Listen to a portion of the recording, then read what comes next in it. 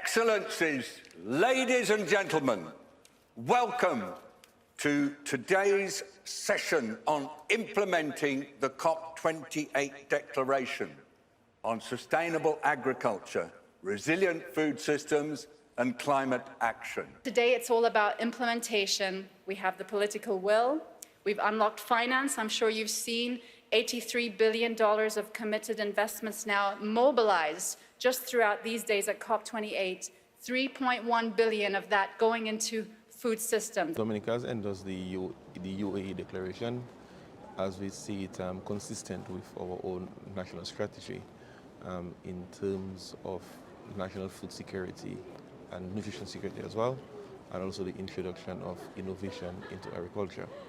By doing so, the strategy or the UAE declaration, we also saw the need for the expansion of production to ensure that we increase trade and for national food security, and also the different strategies and outcomes for food system transformation.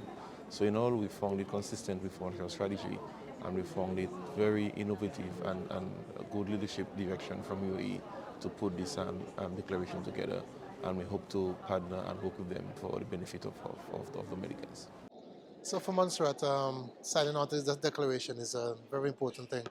Any process or any declaration that's going to be able to scale up our production systems or to tackle the labor issues or the involvement of women or youth and women in agriculture for us is a big thing. The need for employment also. So we're really happy for this declaration, but for me, the implementation of any declaration is the key focus for any country, any small island country.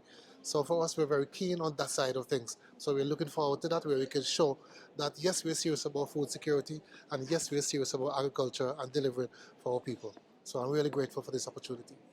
I'm happy to be here, and saying it's a neighbor signed on to the declaration because we believe as we work to transform our food security agenda, agriculture must be at the forefront as we have the conversations as it relates to climate change. So signing on to that agenda and making that decision was not a very difficult one because it falls within our strategy. And as we continue to transform our sector, we believe the different declarations that support that agenda is necessary in order for us to achieve that agenda. Excellencies, with 7 years remaining to achieve our sustainable development and climate goals, we need to urgently strengthen our collective efforts using food systems as a lever to accelerate implementation.